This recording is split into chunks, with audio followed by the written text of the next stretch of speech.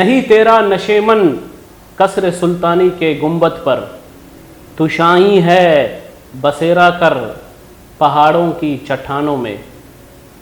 ناظرین، جیسے کہ سیاست کے سب رنگ 99 کے سنگ شبیر بلوچ کے ساتھ ایک اور نئی انٹرویو کے ساتھ، ایک اور نئی شخصیت کے ساتھ ہم بیٹھے ہیں۔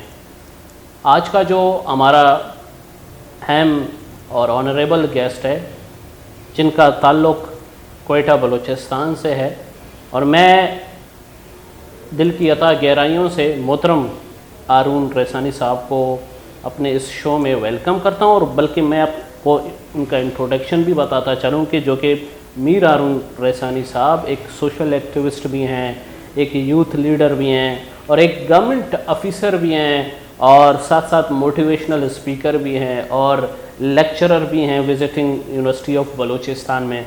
دیکھیں، کوئٹہ بلوچستان کے جو لوگ ہوتے ہیں وہ ملٹی ٹیلنٹڈ ہوتے ہیں۔ ونس اگین ہم دل کی عطا گہرائیوں سے میر ہارون ریسانی کو ویلکم کرتے ہیں، اور چلیں ہم چلتے ہیں میر ہارون ریسانی کی طرف۔ السلام علیکم جی۔ وعلیکم السلام۔ بہت شکریہ شبیر صاحب آپ کا اور آپ کے 92 چینل کا کہ انہوں نے مجھے یہاں بلایا اور اپنا مجھے عزت بخشی۔ سر، آنر کی بات ہے کہ آپ نے اپنے پریشیس ٹائم ہمیں دیا۔ میر ہارون ریسانی صاحب، جیسے کہ ہمارا پہلا سوال آپ سے یہ ہے کہ بلوچستان میں اسپیشلی کوئٹہ میں آپ سیاست کو کس نظر سے دیکھتے ہیں؟ دیکھیں جی، سیاست تو ایک پیغمبروں کا ایک پیشہ رہا ہے۔ یہ سیاست کی تاریخ بہت پرانی ہے، لیکن جب ہم دیکھیں گے، ہم اپنے بلوچستان یا خاص کر پاکستان کے سیاست کو دیکھیں گے تو لوگ یہاں پہ طاقت اور پیسے کے لیے سیاست میں آتے ہیں، بلکہ میں تو یہ کہوں گا سیاست ایک عبادت ہے۔ اگر ہمارے جو بلوچستان کی جو سیاست ہے، اگر اس میں اگر ووٹ کو حق دیا جائے، اس میں فیئر الیکشنز ہوں، اس میں جو ہمارے سیاسی جو جینین ہماری لیڈرشپ ہے، جو ہمارے سن آف سوائلز ہیں، جینین لیڈرشپ ہے، اگر ان کو سیاست میں آگے لایا جائے تو میں یہ کہوں گا کہ بلوچستان کے حالات بہت جلد چینج ہو سکتے ہیں۔ بہت ہی اعلیٰ، بہت ہی اچھی بات۔ میر ہارون ریسانی صاحب، یہاں پہ ایک اہم سوال بھی بلوچستان کے حوالے سے کرنا چاہتا ہوں کہ اب تک ظاہر سی بات ہے کہ آپ کا بہت عرصہ رہا ہے، ایک تجربہ رہا ہے، آپ اب تک بلوچستان میں جس نے آنیسٹی سے، جس نے ایمانداری سے، وہ کون سی لیڈر ہے اور کون سی پارٹی ہے جس نے بلوچستان کی خدمت حقیقتاً کی ہے؟ دیکھیں جی، اس سوال کا جب میں آپ کو جواب دوں تو اس میں بہت سے دوست جی نہیں، بالکل آپ کہہ سکتے ہیں جو واقعی حقیقتاً جس نے کی ہے، لیکن میں یہ کہوں گا کہ لیڈر ہمارے ساتھ بہت سے گزرے، جی جی، جس میں آپ دیکھیں گے نواب غوث بخش ریسانی ایک نام تھا، عطا اللہ مینگل، اپنا نواب مری، نواب بگٹی، اور آج کل جو ہمارے نئے لیڈر ہیں عطا اللہ مینگل ہو گئے، اور ہمارے کچھ پٹھان لیڈرز ہیں۔ تو اصل میں بات یہ ہے کہ لیڈر کو موقع بہت کم ملا کہ وہ بلوچستان کی خدمت جو ہے وہ کر سکے۔ دوسری بات میں یہ کہوں گا کہ ہماری جو لیڈرشپ ہے اس کو آگے نہیں آنے دیا جاتا ہے۔ اگر جو بھی بندہ چاہتا ہے کہ میں کوئی کام کروں اور بہتری کروں اس صوبے کے لیے، اس ملک کے لیے، تو اس کو آگے نہیں آنا جاتا۔ اس میں بہت سی پولیٹیکل مسائل بھی ہوتے ہیں، اور خاص کر بلوچستان میں پولیٹیکل مسائل بھی ہیں، قبائلی مسائل بھی ہیں، کچھ انتظامی مسائل بھی ہیں۔ تو اگر میں کہوں کہ لیڈر، خوش قسمی سے بلوچستان کے بہت اچھے نامور لیڈر ملے اور سینسیئر لیڈر ملے، جنہوں نے ہمیشہ اس صوبے کو ایک اچھے نظر سے دیکھا اور اس کے لیے اچھا کام کرنے کی کوشش کی۔ بہت ہی اعلیٰ۔ آپ کہہ رہے ہیں کہ بلوچستان میں جو اب تک لیڈران یا جو پارٹیز ہیں وہ کام کر رہے ہیں، بڑے اچھے انداز میں کام کر رہے ہیں، تو میرا اہم سوال آپ سے یہ ہوگا، کیا آپ بلوچستان میں ترقیاتی سلسلے کو کس نظر سے دیکھتے ہیں؟ دیکھیں، جب ہم ترقی کی بات کرتے ہیں تو ہمارے ذہن میں یہ ہوتا ہے کہ جو روڈ، نالی، جی جی، یہ چیزیں، لیکن میں یہ کہوں گا کہ ترقی کی جب ہم موجود دنیا میں بات کرتے ہیں تو وہاں پہ ابتدا جو ہے اپنے لوگوں کی خدمت کا ایک جذبہ ہوتا ہے، اور دوسری بات یہ ہوتی ہے کہ آپ اپنے ملک کے ساتھ کتنے سینسیئر ہوتے ہیں. اور اگر آپ بلوچستان کی ترقی کی بات کریں گے تو بلوچستان افسوس سے کہنا پڑتا ہے کہ آج اس کی ترقی میں کوئی خاص حصہ نہیں ہے. کیوں نہیں ہے؟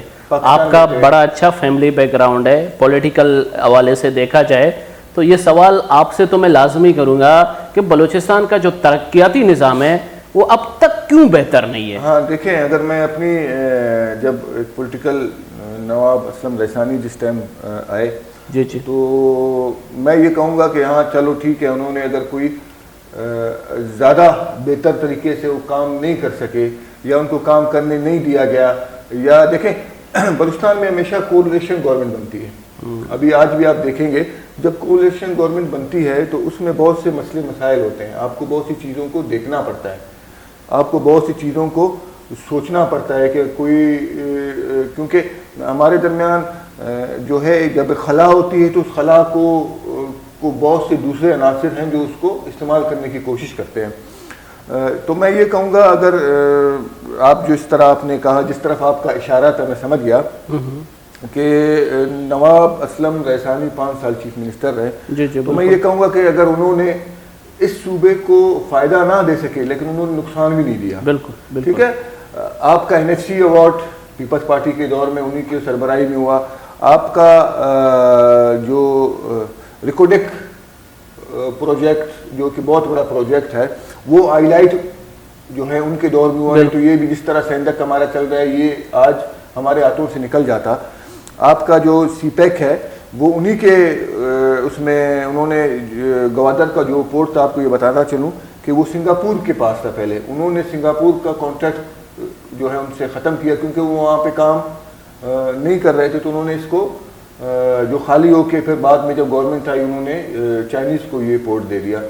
اور دوسری بات اگر میں کہوں کہ ترقیاتی تو جتنا انہوں نے ایک کام کیا تھا کہ جتنے بھی اسمبلی کے ممبرز تھے چاہے وہ اپوزیشن میں تھے چاہے وہ جو ہے اقتدار میں تھے, تو انہوں نے سب کو ایک پورا ایک مخصوص جتنا جس کو تھا جتنا جس کا فنڈ تھا, ٹھیک ہے نا, اگر کسی کو 25 کروڑ تو اس نے تمام MPs کو ان کے مطابق 25 کروڑ یا 30 کروڑ یا 40 کروڑ جتنا فنڈ تھا ان سب کو ایک ساتھ دیا.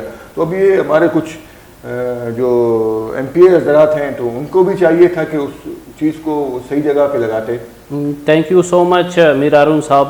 جیسے کہ آپ نے بات کی کہ سائندک پروجیکٹ جو کہ ہمارے ہاتھوں سے نکل چکی ہے, ریکودک پروجیکٹ کا جو ابھی آغاز ہونے والا ہے, بنیاد تو ظاہر سی بات ہے اسلم ریحانہ صاحب نے وہ کی تھا, تو آپ کیا کہنا چاہتے ہیں جو ریکودک پروجیکٹ ہے کیا یہ بھی اسی طرح پرسنٹیج میں بڑھ جائے گی چائنا یا پاکستان, یا جس طرح ہمارے ہاتھوں سے سائندک پروجیکٹ چلی گئی ریکودک پروجیکٹ کا بھی سلسلہ اسی طرح ہوگا یا اس کا تھوڑا بہت چینج ہے؟ دیکھیں جی حالات تو اسی طرف جا رہے ہیں, اگر ہم متحد نہیں ہوئے تو ظاہری بات ہے جس طرح ہمارے ساتھ سینڈک پروجیکٹ ہم سے نکل چکا ہے تو ریکارڈنگ پروجیکٹ بھی ہم سے نکل ہی جائے گا, کیونکہ آج پوری دنیا کی نظر ہمارے سینڈک پروجیکٹ ریکارڈنگ پروجیکٹ پہ, کیونکہ یہ دنیا کا دوسرا بڑا گولڈ کا ریزرو ہے اور یہی گولڈ جا کے افغانستان میں بھی ہے. امریکہ ایسے کوئی اس نے لاکھوں اربوں ڈالر جو ہے خرچ نہیں کیے, اس نے وہاں پہ افغانستان میں دیکھ کے کوئی چیز کیا.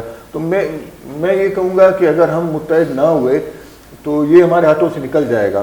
دیکھیں وفاق اور صوبے کو مل کے کوئی نہ کوئی ایک پوزیشن بنانی چاہیے تاکہ جو ریکوڈک پروجیکٹ ہے اس کے اثرات پورے پاکستان پہ پڑیں. ابھی آپ دیکھیں گے کہ سینڈک پروجیکٹ میں 97% جو ہے وہ چائنیز لے جاتے ہیں, صرف نہیں 90% جو ہے وہ چائنیز لے جاتے ہیں, جس میں 7% وفاق کو ملتا ہے اور 3% جو ہے وہ بلوچستان گورنمنٹ کو ملتا ہے.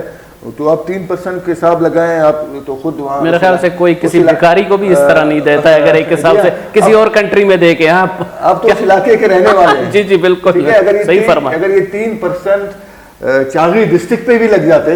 جی جی مجھے تو میں تو بڑا ڈس اپوائنٹڈ ہوں چاغی میں. جی جی تو میرا سوال اسی لیے میں یہ سوال بار بار کر رہا ہوں کہ بلوچستان میں جو ہمارے لیڈران صاحب ہیں, جو ہمارے جو پارٹی کے جتنے بھی مطلب لیڈران ہیں, چاہے دوسرے NGOs ہیں, یا وہ کہتے ہیں کہ بلوچستان میں ہم نے بہت کام کیا ہے, بلوچستان میں ڈیولپمنٹ کے حوالے سے بہت کام کیا. مجھے اب تک نظر نہیں آ رہا ہے آپ کے جتنے بھی 34 سے 34 ڈسٹرکٹ ہیں, 34 ڈسٹرکٹ میں سے صرف ایک ہی جو ہے نا ڈسٹرکٹ ہے, وہ کوئٹہ جو ہے نا ڈسٹرکٹ ہے, جس میں آپ یہ فیل کر سکتے ہیں کہ واقعی جو ہے نا کوئٹہ ایک شہر ہے. میر ہارون صاحب, یہاں پہ ایک اور سوال جو کہ سی پیک کے حوالے سے میں سوال کرنا چاہتا ہوں.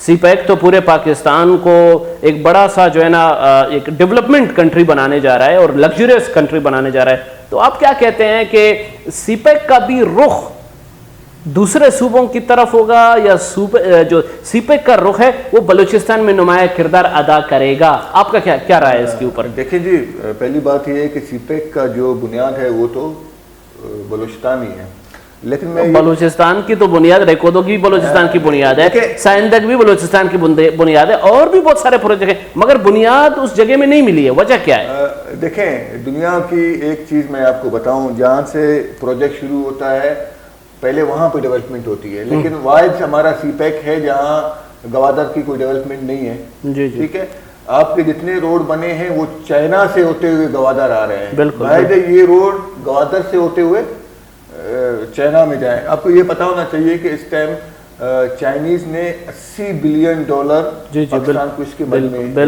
دیے ہیں, کم و بیش, بالکل کوئی اوپر نیچے تو ہو تو وہ نہیں بتا. لیکن اگر سی پیک کو نیک نیتی کے ساتھ جو ہے اس کو چلائیں, اس پروجیکٹ کو کمپلیٹ کرنے کی نیک نیتی کے ساتھ کہیں, تو میں سوچوں گا ظاہری بات ہے جب ڈیولپمنٹ ہوگی تو لوگوں میں شعور آئے گا, تعلیم آئے گا, اور لوگوں کو جب روزگار ہوگا تو وہ دوسرے ایکٹیویٹیز سے ظاہر ہے. لیکن میں یہ بدقسمتی سے کہوں گا کہ اس کو سی پیک کو نیک نیتی کے ساتھ لوگ نہیں لے رہے, اس کو نہیں چلا رہے. اچھا, تو اس کو نیک نیتی کے ساتھ ہو تو یہ تمام صوبوں کے لیے ایک بہت بڑا پروجیکٹ ہے. اور لیکن اب میں آپ کو بتاؤں, ابھی تک ہمیں یہ علم نہیں ہے کہ سی پیک کے جو اثرات ہیں یا سی پیک کے جو فائدہ ہے وہ پاکستان کو کتنا پہنچ رہا ہے, چائنا کو کتنا پہنچ رہا ہے. اور نہ ہی کوئی ہمارے پاس ابھی تک ایسی کوئی ڈاکومنٹیشن سامنے آئی ہے کہ گوادر پورٹ کو جب اس چائنیز کو دیا گیا ہے تو اس کے کیا شرائط ہیں, کہ وہ پورٹ کی جو کمائی ہوگی اس میں صوبے کا کتنا حصہ ہے, اس میں سینٹر کا کتنا حصہ ہے, اس میں گوادر شہر کا کتنا حصہ ہے. تو اس کا مطلب ہے کہ کوئی اس میں کوئی پورٹ ہے کہ وہ نہیں چاہ رہے ہیں. تو میں یہ کہوں گا کہ واقعی اس کو صحیح طریقے سے سی پیک کو چلائیں تو انشاءاللہ حالات بہتر ہو جائیں گے. میر ہارون صاحب, جیسے کہ آپ ماشاءاللہ یونیورسٹی آف بلوچستان میں وزٹنگ میں لیکچرر ہیں, تو دیکھا جائے وہاں کے نوجوان یا وہاں کے اسٹوڈنٹس, حال ہی میں 2 اسٹوڈنٹس کو ہاسٹل سے اٹھا کے لے گئے ہیں. یہ ذرا سین کیا ہے, کہ یہ کیا قصہ ہے, یہ کیسی انوالویشن ہے کہ جو اسٹوڈنٹس کا مقصد ہونا چاہیے کہ ان کو پڑھنا چاہیے یونیورسٹی میں, مگر یہ وہ کون سا مسئلہ ہے کہ مجبوراً ہمارے جو ہے نا کچھ ادارے ہیں گورنمنٹ, ان لوگوں نے جا کے ان اسٹوڈنٹس کو مسنگ کیا اور اب تک نہیں ملے. اس حوالے سے آپ کیا کہنا چاہتے ہیں؟ اس میں کمی بیشی کس کی ہوتی ہے؟ لیکچررز کی ہوتی ہے, ادارے کی ہوتی ہے, وہ کون سا ذریعہ ہے جو ان کو کنیکٹ کرتا ہے؟ دیکھیں جی, جہاں پہ ناانصافی ہوگی, چاہے وہ اداروں کی طرف سے ہو, چاہے وہ گورنمنٹ کی طرف سے ہو, چاہے وہ جو ہے ہمارے معاشرے کی ناانصافی ہو, اس طرح کے جو ہے چیزیں جنم لیتی ہیں. ٹھیک ہے, اور اگر آپ کہیں گے کہ یہ مسئلہ بنا, اس میں بچوں کو اٹھایا گیا اور اس کے اوپر بڑی ایک بحث چلی, یونیورسٹی اب تک یونیورسٹی بند ہے. جی, لیکن میں یہ کہوں گا کہ بچے اٹھائے گئے بھی ہمارا نقصان, یونیورسٹی بند ہوئی بھی ہمارا نقصان. اس میں ہمیشہ بلوچ ہی پستا رہا ہے. ٹھیک ہے, دیکھیں اگر اداروں میں اور بلوچوں میں کوئی کلیش ہوگا تو اس میں بھی سب سے زیادہ نقصان اس ٹائم ہمارے بلوچی اٹھا رہے ہیں. تو جب تک ہم ہمارے اداروں کو بھی سوچنا چاہیے اور ہمارے لیڈران کو بھی سوچنا چاہیے کہ ہمیں اس صوبے میں انصاف کرنا چاہیے. دیکھیں حکومتیں کرپشن سے چل سکتی ہیں, حکومتیں جو ہے وہ وہاں پہ لڑائی جھگڑا ہو چل سکتی ہے, لیکن جہاں پہ ناانصافی ہوں اس میں حکومتیں نہیں چل سکتی. اچھا, اداروں کا تو یہی کہنا ہے کہ اسٹوڈنٹ کو اسٹوڈنٹ ہی رہنا چاہیے, غلط ایکٹیویٹیز میں نہیں ہونا چاہیے. اسٹوڈنٹ کو تو کتابوں سے محبت ہونا چاہیے, پین ہاتھ میں رکھ کے پین کو اپنا ہتھیار بنانا چاہیے. کہتے ہیں نا, دا پین از مائٹر دین سوارڈ. تو اداروں کا تو یہ کہنا ہے, پھر اداروں کے لیے آپ کیا کہنا ہے؟ جب آپ تعلیم حاصل کرتے ہیں آپ کا ذہن کھلتا ہے, جی جی, آپ کو شعور حاصل ہوتا ہے. بالکل بالکل, ٹھیک ہے نا. صحیح ہے. وہ دور نہیں رہا کہ کوئی سردار کہہ دے کہ بھائی آپ نے یہ کرنا ہے, اس نے کر لیا. بالکل, ٹھیک ہے. آپ دیکھیں گے اس ٹائم پڑھے لکھے لوگ, جی جی, ٹھیک ہے, پڑھے لکھے لوگ جو ہیں اس فیلڈ میں چلے گئے, اس حالات میں چلے گئے. ہر دوسرا بندہ یونیورسٹی سے گریجویٹ ہے جو اس معاملات میں چلا گیا ہے. تو میں یہ کہوں گا کہ یہ معاملات ہمیشہ بلوچوں کے لیے نقصان دہ ہیں. ہمیں آئین اور قانون کے مطابق, جو پاکستان کا آئین کہتا ہے, جو ہمارا قانون کہتا ہے, اسی کے مطابق ہم نے آگے جا کے جدوجہد کرنی ہے اپنے صوبے کے لیے. ٹھیک ہے. اگر ہم مسلح جدوجہد کی طرف جاتے ہیں تو اس میں بھی نقصان بلوچوں کا ہے. بالکل بالکل, ٹھیک ہے. غریب بلوچی اس میں پسے گا, جو لیڈران ہیں ان کو کچھ نہیں ہوگا, کوئی کہاں بیٹھا ہوا ہے, کوئی کہاں بیٹھا ہوا ہے. لیکن ہمارا جو بلوچ جو غریب ہے, ہمارا جو چراوا ہے, ہمارا جو زمیندار ہے, حالات جب بگڑیں گے تو اسی کو سب سے زیادہ نقصان ہوگا. صحیح فرما رہے ہیں. اچھا ہارون ریحسانی صاحب, سوال یہ ہے کہ پیس کے حوالے سے کوئٹہ بلوچستان بڑا عجیب ایک اس کا سسٹم ہے پیس کے حوالے سے. جیسے کہ یہ بلاسٹ ہوتے ہیں, ٹارگٹ کلنگز ہوتے ہیں, لڑائی جھگڑے ہوتے ہیں. کیا کہنا چاہتے ہیں اس حوالے سے؟ دوسرے صوبے کے لوگ یا دوسرے پاکستانی بڑا عجیب تبصرہ کرتے ہیں کہ ہم جو ہے نا کوئٹہ نہیں آنا چاہتے ہیں, بلوچستان نہیں آنا چاہتے ہیں کیونکہ پیس کا ایک سلسلہ وہاں پہ نہیں ہے, امن و امان نہیں ہے. اس کے حوالے سے کیا ناظرین کو کہنا چاہتے ہیں ہمارے؟ ہاں جی, آپ جب 97 یا 95 کے دور میں جب جاتے ہیں تو آپ کو اس ٹائم جو ہے آدھا جو یہ ایک یورپ کو کنیکٹ کرتا تھا, تو آپ دیکھیں گے تمام جو یورپینس تھے وہ جناح روڈ پہ, لیاقت بازار میں, ہمارے لوز ہوٹل اس کا بڑا ایک وہ رہا تھا, رہتا تھا. تو یہ لوگ آتے تھے وہاں. اس ٹائم پیس ایک امن تھا. ٹھیک ہے. تو 97 کے بعد جب ایک انٹرنیشنلی ایک مسئلہ جب بنا اپنا افغانستان کا, تو اس کے سے یہ ہوا کہ اس کے اثرات ہمارے ملک پہ بھی پڑے اور ہمارے ملک کے حالات بھی خراب ہوئے. اور انٹرنیشنلی بہت سے ممالک ہیں جو کہ نہیں چاہتے ہیں کہ اسٹیبل پاکستان ہو یا اسٹیبل بلوچستان ہو. تو ہمیشہ ان کا یہ تاثر ہوتا ہے کہ ہم کسی نہ کسی طریقے سے یہاں پہ ایک امن کو تباہ کریں. دیکھیں جی, جب امن ہوگا تو ترقی ہوگی. بالکل. آپ کے انویسٹر آئیں گے, بالکل. آپ کے باہر کے صوبے کے جب لوگ آئیں گے وہ پیسہ لائیں گے, آپ کے باہر کے سیاح آئیں گے تو وہ پیسہ لائیں گے. میں آپ کو ایک بات بتاتا چلوں کہ ہمارا ایک شہر ہے, اس کو میرگڑھ کے نام سے, بہت پرانا ایک ہے اور اس کی ہسٹری ہے کوئی 12,000 سال پہلے BC. تو وہاں پہ فرینچ جو ہیں ہمارے گاؤں میں رہتے تھے. آج تک ان کے اوپر کوئی اس طرح کی چیز نہیں, کیونکہ ہم خود ان کا تحفظ کرتے ہیں. آج تو پولیس ہے, FC ہے, دوسری چیزیں ہیں, لیکن ان کو تحفظ نہیں دیتے. ہم نے ان کو بہت دفعہ کہا کہ آئے آپ دوبارہ کام کریں, لیکن انہوں نے کام کرنے سے انکار کر دیا. جو ہمارے یورپین بھائی آتے ہیں وہ سرینا ہوٹل ہمارا ایک واحد ہوٹل ہے, وہاں سے باہر کسی NOC کے نہیں جا سکتے ہیں. آپ کو یہ دوسری چیز میں بتاؤں کہ بلوچستان میں کوئی بھی فورنر ہوم ڈپارٹمنٹ کے NOC کے بغیر نہیں آئے گا. دنیا میں کہیں ایسا نہیں ہے کہ آپ کے پاس ویزا ہے, آپ کے پاس ویزا ہے تو دنیا آپ کسی بھی اس ملک کے کسی بھی حصے میں جا سکتے ہیں. جی جی بالکل. لیکن واحد بلوچستان ہے جہاں پہ آپ کو ویزا لے کے دوبارہ ویزا لینا پڑے گا انٹر ہونے کے لیے. اچھا اچھا اچھا, مطلب ہوم ڈپارٹمنٹ سے. ہاں دیکھیں, جیسے میں کہوں گا جس طرح ہمارے سیائی جو سیاست کے ہمارے شہر ہیں, جس طرح آپ کا زیارت ہے, جی آپ کا گلزار میں مولا چٹک ہے, آپ کا کچھی میں بہت سے, بولان بہت اچھا خوبصورت ایریا ہے. تو اس کو اگر امن ہو تو سیاح باہر سے آئیں گے. تو بعض اوقات میں جب بھی جہاں کراچی یا اسلام آباد یا لاہور میں دوستوں کے ساتھ اپنے بیٹھتا ہوں باہر کے ہمارے جو کوئی, تو ہمیشہ وہ مجھ سے ایک سوال کرتے ہیں کہ بلوچستان کے حالات کیسے ہیں. تو میں ان سے کہتا ہوں کہ بلوچستان کے حالات ایسے ہیں جیسے پاکستان کے حالات ہیں. پاکستان کے حالات کہیں بھی آپ کو بہتر نہیں دیں گے. بالکل بالکل. اسلام آباد میں ڈکیتیاں ہوتی ہیں, اسلام آباد میں لوگ اٹھائے جاتے ہیں, کراچی میں ڈکیتیاں ہوتی ہیں, ٹارگٹ کلنگ ہوتی ہے. لیکن بلوچستان ایسے کہ ایک چھوٹا سا بلوچستان کو میں صوبہ نہیں کہوں گا بلکہ ایک چھوٹا سا شہر کہوں گا. اچھا ٹھیک ہے, آپ دیکھیں گے ویسے لوگ کہتے ہیں کہ بلوچستان تو پورے ایک کنٹری ہے, اس کا کیا سین ہے؟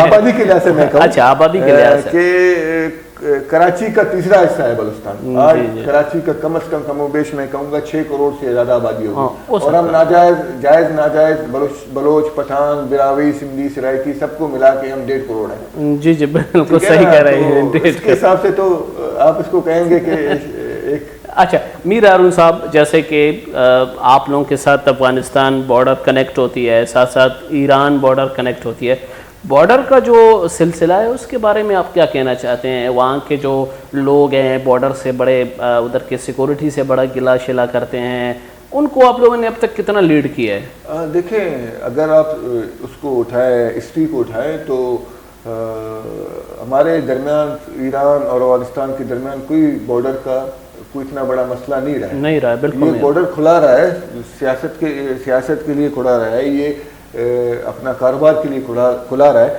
لیکن کچھ عناصر ابھی ایسے ہو گئے ہیں کہ وہ نہیں چاہتے ہیں کہ بلوچستان میں کوئی امن آئے, تو اس وجہ سے بہت سے مسئلے مسائل جنم لے رہے ہیں. ابھی آپ یہ دیکھیں گے کہ ہمارے بارڈر میں ڈیول نیشنلٹی ہے. آپ کو ایران کے بلوچ بھی ملیں گے جو تفتان میں رہتے ہیں, تفتان کے لوگ ملیں گے جو آپ کو ایران میں ملیں گے.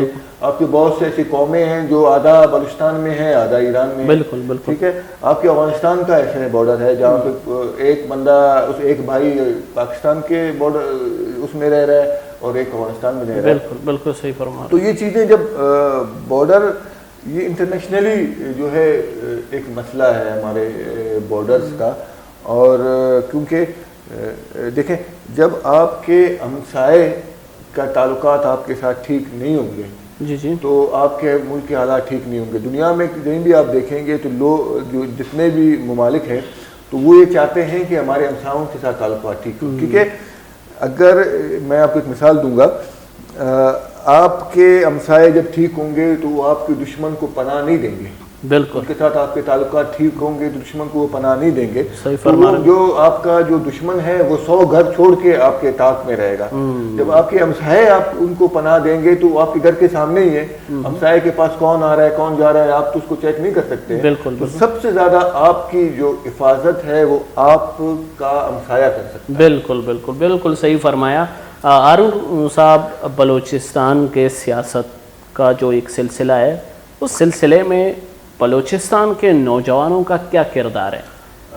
دیکھیں, ہمارے نوجوانوں کو آگے آنا چاہیے, ٹھیک ہے, لیکن ہمارے مگر کہتے ہیں آگے آنے نہیں دیتے ہیں نوجوان. اب ان کا کیا نوجوان آگے آنے کون نہیں دیتا ہے؟ جب آپ خود چاہے تو آپ آگے آ سکتے ہیں. آپ جتنے ہمارے پولیٹیکل پارٹیز ہیں اس میں دیکھیں گے نوجوان جو ہیں وہ ہیں, اور جتنے بھی نوجوان ہیں جنہوں نے پولیٹیکل اسٹرگل کیا ہے آج وہ اچھی اچھی سیٹوں پہ بیٹھے ہوئے ہیں. ضروری نہیں ہے کہ وہ نوجوان جو MP بنے وہ جو ہے سیاست میں ہوں, لیکن سیاست کو تو الگ وہ ہے کہ آپ اپنے حقوق کی جدوجہد اپنے آواز کے ساتھ کرتے ہیں, آپ اپنے حقوق کی جدوجہد جو ہے اپنے دل کے ساتھ کرتے ہیں, تو وہ بھی سیاست ہے.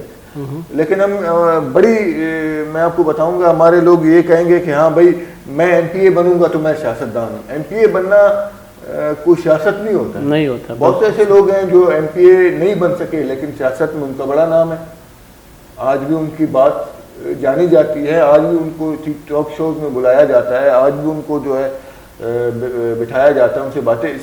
اس سے سب سے بڑی مثال میں آپ کو بتاؤں کہ نوابزادہ حاجی لشکری, اس ٹائم وہ ان کے پاس کوئی سیاسی عہدہ نہیں ہے, نہ ہی کوئی پارٹی کی طرف سے ان کے پاس کوئی بڑا عہدہ ہے, نہ ہی ان کے پاس سرکاری کوئی بڑا عہدہ ہے, لیکن آج ان کے پاس ایک سیاسی بصارت ہے, سیاسی سوچ ہے. ان کو ہر جگہ پہ عزت ملتی ہے, لوگ ان کا نام لیتے ہیں, لوگ ان کے بارے میں ان کی سیاسی باتوں کو سنتے ہیں. تو یہ چیز میں کہوں گا کہ ہاں ہمارے پاس بہت سی اپرچونیٹیز ہیں, کیونکہ اب جب تک ہمارے نوجوان آگے نہیں آئیں گے تو کچھ بھی نہیں ہو سکتا. صحیح فرما رہے ہیں بالکل. میر ہارون ریحانی صاحب, اگر میر ہارون ریحانی صاحب کو چانس ملے سیاست میں قدم رکھنے کا تو کیا رکھنا چاہیں گے؟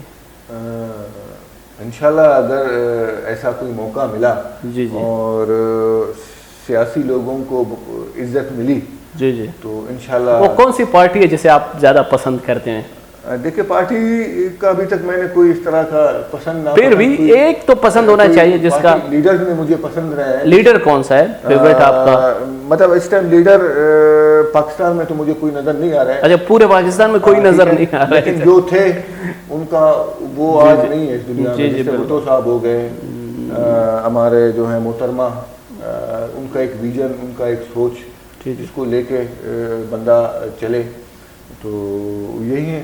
और ख़ास पार्टी तो मुझे अभी आज कोई ऐसी पार्टी नज़र ही नहीं आ रही है कि उससे बंदा कहे कि हाँ बाबा इसमें कोई ऐसी चीज़ है। मीर हारून रैसानी साहब, आप हमारे नाजरीन को क्या मैसेज देना चाहते हैं? देखिए, मैं अपने दोस्तों से, अपने लोगों से, पाकिस्तान के लोगों से ये बात कहूँगा कि वो अपने मफाद के लिए कभी अपने मुल्क को ना बेचें। जब हम अपने मफाद के लिए अपने मुल्क को बेचेंगे तो बहुत से मसाइल जन्म लेंगे। दुनिया में अपने वतन के साथ मोहब्बत करें और किसी तरीके से भी आप ये ना चाहें कि आप इसके बारे में कोई गलत सोचें या कोई गलत बात हो। हमेशा अपने हुकूक की रियायत के लिए सियासी प्लेटफार्म का इंतखाब करें। जी नाजरीन, ये थे हमारे गेस्ट मीर हारून रैसानी साहब, जिसके साथ हम सियासत के ऊपर गुफ्तगू कर रहे थे, ख़ासकर बलूचिस्तान की। तो इजाज़त दीजिए, एक और नई प्रोग्राम के साथ, एक और नई शख्सियत के साथ दोबारा देखेंगे। लाइक करें, शेयर करें और सब्सक्राइब करें।